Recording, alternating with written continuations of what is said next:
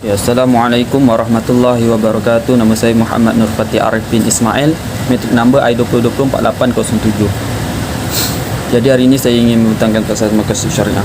Jadi dari sudut bahasanya, terbahagi maqasid syariah ini pada dua, yakni maqasid, iaitu membawa masuk kesengajaan atau tujuan, dan syariah itu membawa kepataan pada ilal ma'i, iaitu menuju pada sumber air, atau boleh kita fahami menuju pada perkara-perkara yang puncak, itu pokok.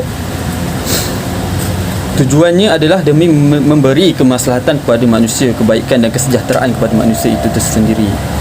Puncaknya maqasid syariah ini adalah matlamat syariah Islam, dan terbahagi ia kepada tiga, iaitu daruriyat, keperluan mutlak akannya, keperluan dunia dan akhirat, di mana perlu kita untuk memenuhi tuntutannya. Jika tak, akan beri kemudaratan kepada hidup. Tak boleh kata tidak memang kena pakai benda ni, daruriyat ni. Dan terpecahnya dia kepada 5, iaitu menjaga agama, menjaga jiwa, menjaga akal, menjaga keturunan dan menjaga harta. Okey, menjaga agama ni seperti mana kita tahu dalam ayat Al-Quran Al-Hajj 39, uzina allazina yuqatalu nabi annahum zalamu, iaitu diizinkan berperang pada orang-orang yang diperangi kerana sungguh mereka dizalimi. Benda ni kalau kita tahu dalam hal berkenaan dengan kafir harbi, benda ni jika ia membunuh orang-orang Islam, maka benda itu akan memberi gangguan pada agama, dan benda itu akan menggugat institusi keagamaan. Jadi kita boleh berperang untuk melawan mereka, kerana itu adalah satu yang hak. Okey. Keduanya hafzun nafs, iaitu menjaga jiwa. Sebenarnya kita tahu Allah melarang kita membunuh jiwa tanpa hak, sebagaimana sama juga jika kita membunuh diri kita sendiri. Okey. Dalam ayat Quran ayat Maidah 45 maksud, kami telah menetapkan bagi mereka di dalamnya Taurat bahawa nyawa dibalas dengan nyawa, mata dengan mata, hidung dengan hidung, telinga dengan telinga, gigi dengan gigi, dan luka ada kisasnya, itu balasan yang sama. Jadi begitu cantiknya agama ni, dia memberi keadilan kepada individu yang terkena benda hal ini. Dan benda ini adalah satu perkara yang di mana satu keseimbangan dalam agama tersebutlah. Jika kita tahu manusia kan, ini mesti tak puas hati punya kan kalau kena. Okey, menjaga akal, iaitu seperti mana kita tahu dalam surah Al-Maidah ayat 90, wahai orang-orang beriman, sesungguhnya minuman keras, berjudi dan berkorban untuk berhala dan mengundi nasib dengan anak panah adalah perbuatan keji dan termasuk perbuatan iblis, iaitu setan. Maka jauhilah perbuatan-perbuatan itu agar kamu beruntung. Jadi kita pun tahu akal ini adalah satu yang penting yang perlu dijaga, supaya benda ni tidak mengganggu dalam agama kita. Kalau kita tak jaga akal, agama kita pun boleh rosak kan. Benda ni, sebab benda ni melibat kepada tindak tanduk kita. Kalau akal kita rosak kan, dipercaya kepada benda-benda macam ni, seperti syirik, melakukan berhala, maka apa gunanya akal yang berfikir pada hal yang sihat. Sebenarnya cerita halnya Nabi Ibrahim, bila mana letak kepada kapak yang terakhir pada berhala tu, bila dia kata kapak tu yang buat menghancurkan berhala-berhala lain, tapi dengan fikiran sihat pula orang-orang kafir ni kata mustahil. Nampak pelik kat situ kan. Okey, menjaga keturunan, benda ni seperti mana ayat Al-Quran surah An-Nur ayat 2, penzina perempuan dan penzina lelaki deralah masing-masing dari kedua 100 kali, dan janganlah rasa belas kasihan kepada keduanya dari mencegah kamu untuk menjalankan hukum Allah. Jika kamu beriman pada Allah dan hari kemudian, hendaklah kamu melaksanakan hukum mereka, disaksikan oleh sebagai orang-orang yang beriman. Hal menjaga nyawa ni, kita pun tahu jika mana benda ni berleluasa, maka akan berjadi seperti sekarang lah. Anak luar nikah yang banyak, anak-anak muda yang terlibat pada kes zina, rogol pun ada sekarang. Dah hubungan songsang itu tak payah cakap lah. Sekarang ni dah semakin teruk, kerana jika mana hukum Allah yang tidak dijalankan, maka perkara itu akan berlaku seperti inilah. Okey, menjaga harta, Seperti surah Al-Maidah ayat 38, adapun orang lelaki maupun perempuan yang mencuri, potonglah tangan keduanya sebagai balasan atas perbuatan yang mereka lakukan dan sebagai sisaan dari Allah. Okey, kita pun tahu harta ni kita perlu dalam hidup dan satu perkara yang penting dalam hidup. Dan demi menjaga perkara tersebut ataupun menjaga institusi agama tu, maka orang yang potong tangan ni, orang yang mencuri ni boleh diberi kesesaan kepada mereka agar benda ni tidak memberi kesan kepada kehidupan mereka yang dicuri hartanya, kan. Okey, hajiat. Penguat kepada haji daruriyat, iaitu jika tidak ada maka tidak mengapa, tapi diperlukan bagi kemudahan dalam mengerjakan daruriyat. Terbahagi padanya adalah 4: ibadat, adat, muamalat, hukuman. Hal ibadat ni kita bertahu disyariatkan rukhsah dalam ibadat puasa dan solat. Sebenarnya bagi ibu yang mengandung, bagi wanita yang kedatangan haid, dan jika bagi orang yang tidak berkemampuan solat dalam keadaan berdiri, maka dibenarkan duduk dan seterusnya. Dan segi adat adalah segala perkara yang diharuskan akan syarak dan keperluan kebiasaan, seperti kerana urusan jual beli, salam, upah mengupah. Nah, seperti itulah. Okey, muamalat adalah urusan seharian dalam hal-hal yang melibatkan mata wang atau harta, seperti jual salam dan upah mengupah. Ni sama je macam adat tadi, tapi adat ni lebih kepada perkara kebiasaan masyarakat tu sendiri yang dilakukan, atau kebiasaan seseorang manusia tu. Hukuman, ni demi menjaga kestabilan dalam negeri atau negara, maka perlu ada undang-undang ni. Okey. Tahsiniat, sesuatu yang sebaiknya ada untuk memperindah kehidupan, dikatakan tanpa terpenuhinya ia tidak merosakkan kehidupan. Namun ia ada, menurut saya, ada pelengkap dan keberadaan dikehendaki untuk kemuliaan akhlak dan tata tertib pergaulan. Terbahaginya juga sama akan hajat, namun beza penjelasannya. Seperti dalam buku dia kata, jika tidak terpenuhi maka tidak merosak kehidupan. Tapi saya rasa seperti halnya ibadat, kewajipan menutup aurat, kewajipan mandi junub apabila berjunub, benda ni apabila tidak dilakukan, maka macam mana kita nak menjaga agama kita, kan? Dan solat 5 waktu sehari semalam. Jadi kalau kita tidak menutup aurat, benda tu boleh jadikan satu perkara yang tidak boleh terima dalam ibadat, kerana aurat itu adalah satu yang perlu dijaga. Dan kalau aurat kita dalam keadaan melakukan hukum agama ni tidak jaga, maka benda tu akan beri satu fitnah terhadap tanggapan masyarakat terhadap agama Islam itu sendiri. Tapi ini hal yang perlu dibincangkan. Moga Ustazah boleh jelaskan. Okey. Adat, peraturan dalam menjaga akhlak dari kebiasaan pada sifat mulia seperti yang disampaikan baginda sallallahu alaihi wasallam. Muamalat, peraturan ditetapkan dalam hal jual beli, gadaian dan sewaan. Hukuman, peraturan dalam peperangan seperti tidak boleh membunuh orang tua, kanak-kanak, golongan agamawan, serta apa yang telah dilarang jiwa dibunuh dalam perang oleh Allah. Okey. Semoga ia memberi okey. Cukup sampai situ je. Assalamualaikum warahmatullahi wabarakatuh. Nama saya Muhammad Faris bin Nur Zahri Fairuz. Nama berarti saya I20204737. Saya akan menerangkan tajuk metod penentuan maqasid syariah. Maqasid syariah adalah perkara yang menjadi objektif syarak dalam penetapan hukum, iaitu maqasid syariah ini tujuan utama dia adalah untuk menetapkan suatu hukum daripada himpunan nas-nas syarak yang menggunakan metod istiqra'. Istiqra' bermaksud meneliti hukum secara juz'i tunggal untuk memperolehi hukum berbentuk kuli. Masuk kat sini,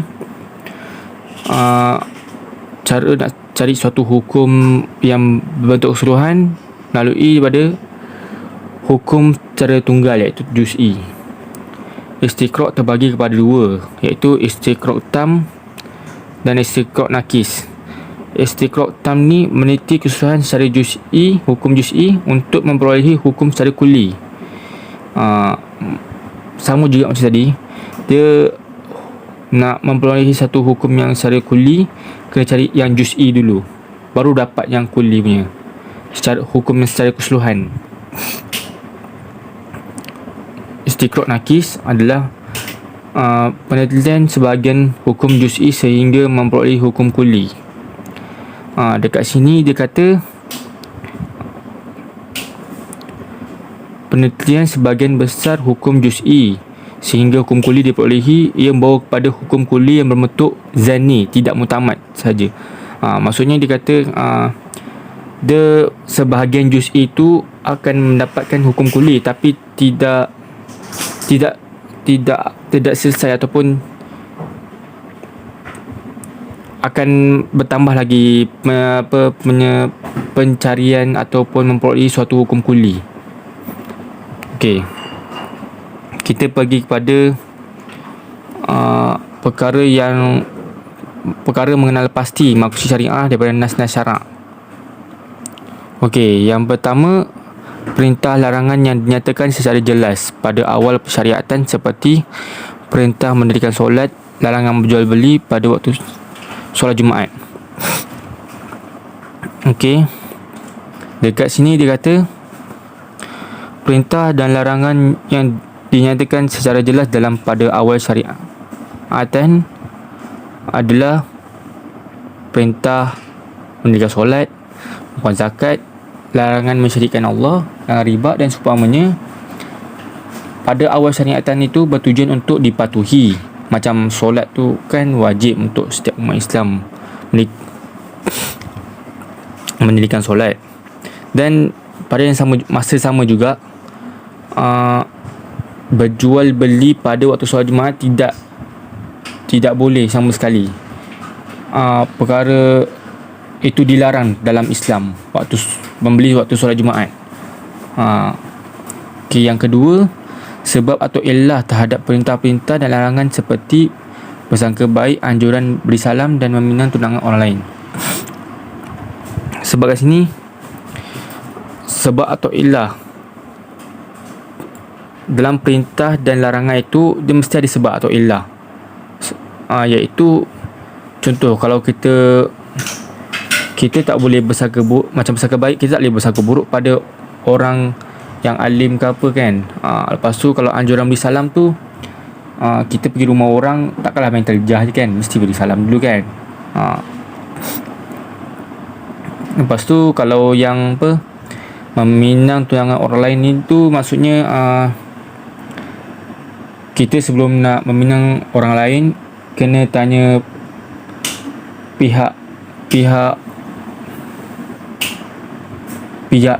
tersebut untuk mengenal pasti ataupun mendapat kepastian daripada orang tersebut. Okey, yang ketiga, tiada sebarang perintah atau larangan daripada dalam keadaan wujudnya keperluan terhadap suatu perintah atau larangan seperti solat fardu wajib 5 kali sehari, tidak lebih daripada itu. Okey, masuk kat sini. Dalam perintah dan larangan itu dia mewajibkan, contoh, dia mewajibkan solat 5 waktu dalam satu harian, dan dikatakan solat itu akan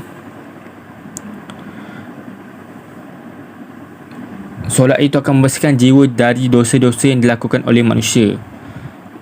Dekat sini dia menetapkan solat itu wajib 5 je, tak boleh lebih daripada 5, walaupun ia membersihkan jiwa daripada dosa-dosa yang tak kisah dosa besar atau kecil, tapi dia menghapuskan dosa-dosa. Tapi dia tetap 5 kali dalam satu hari, 5 solat.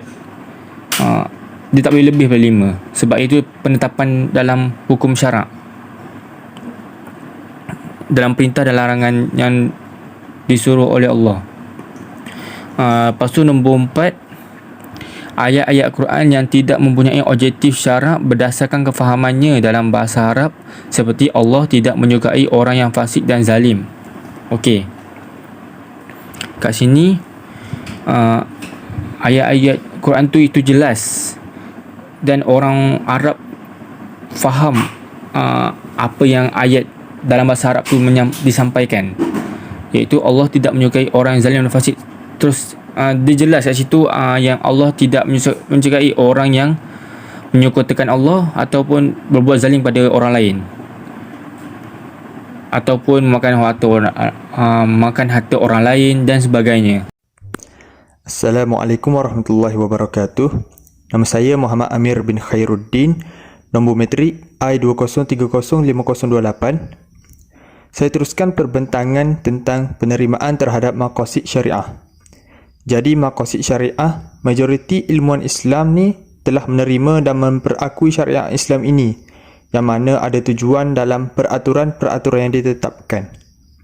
Tetapi terdapat juga kelompok yang menolak maqasid syariah dan memberikan tafsiran yang menyeleweng daripada tujuan syarak yang sebenar. Kita pergi kepada aliran yang menafikan maqasid syariah terlebih dahulu.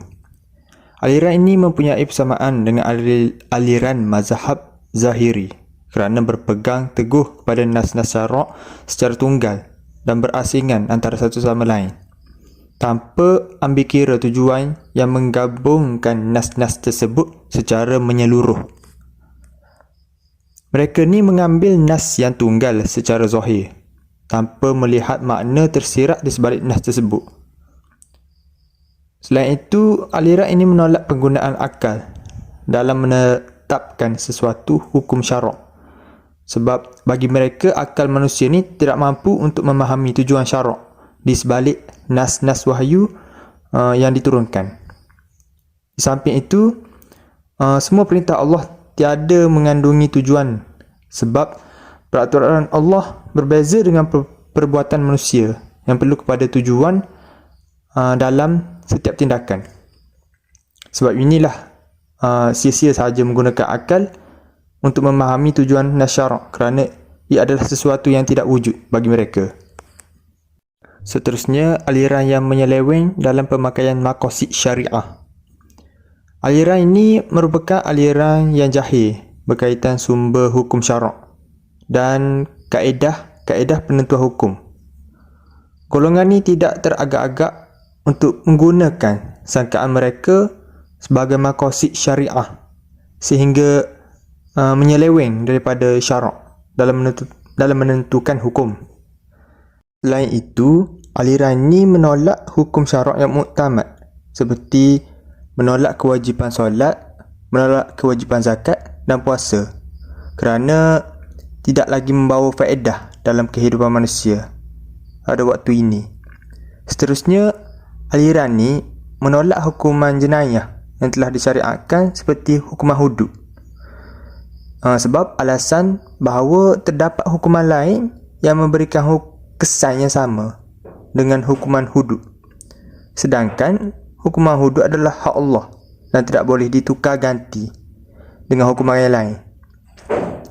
Mereka juga menggunakan akal fikiran dalam menentukan sesuatu hukum dengan alasan bahawa syariat Rasul juga menganjurkan supaya manusia menggunakan akal supaya dapat memilih antara kebaikan dan keburukan.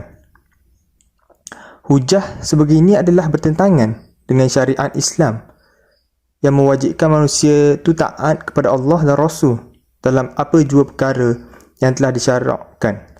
Tentulah tiada faedah jika diutuskan Rasul kepada mereka untuk membawa kebenaran kalau manusia boleh mengetahui kebaikan dan keburukan dengan akal semata-mata. Aliran yang ketiga pula adalah aliran yang menerima maqasid syariah. Aliran ni, majoriti besar dalam aliran ni adalah daripada kalangan ulama Islam. Aliran ini juga mempunyai sokongan hujah yang banyak dan kuat.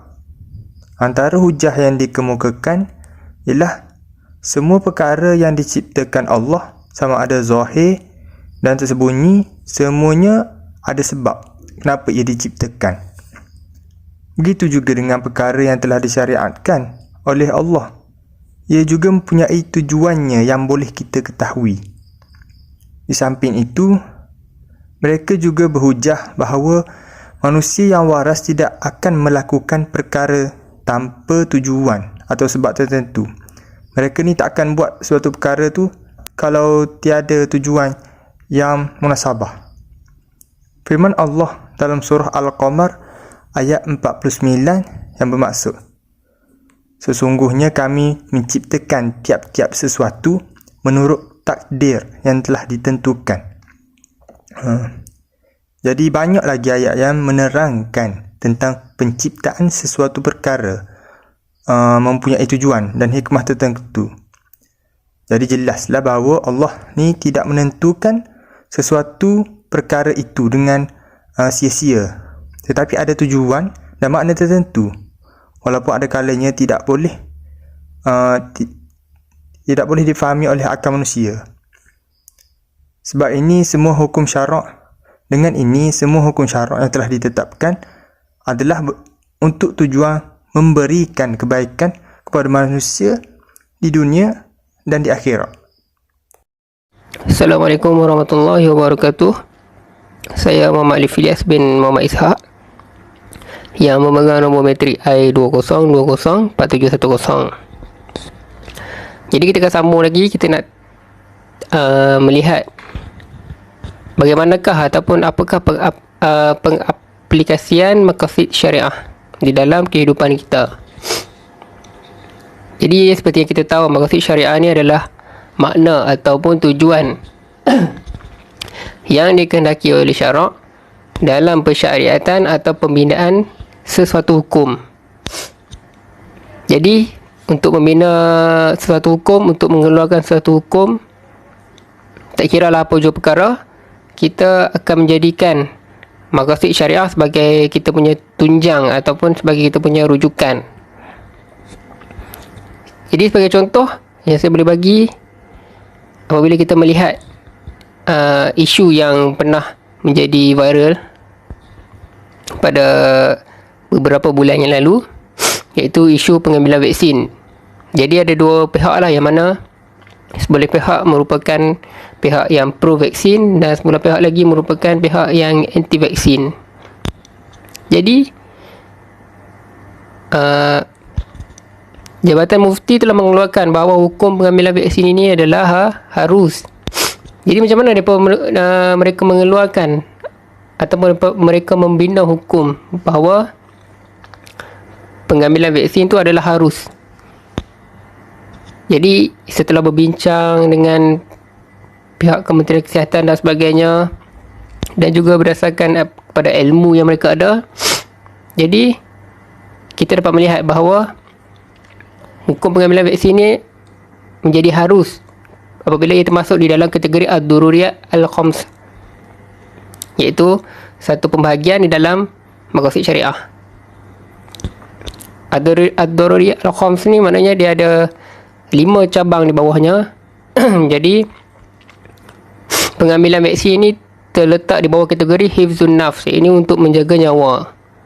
Oleh itu para mufti mengeluarkan hukum bahawa mengambil vaksin adalah harus, malah wajib bagi setiap individu yang telah ditetapkan. Sebagai contoh yang kedua, kita dapat melihat isu berkaitan dengan arak. Jadi pemerintah ataupun pemimpin di negara kita telah mengeluarkan bahawa arak ini tidak dibenarkan. Siapa yang mengambil arak akan dikenakan tindakan yang tegas dan sebagainya. Sekiranya mereka tidak mengikut orang kata apa, tata caranya lah, dia ada cara dia.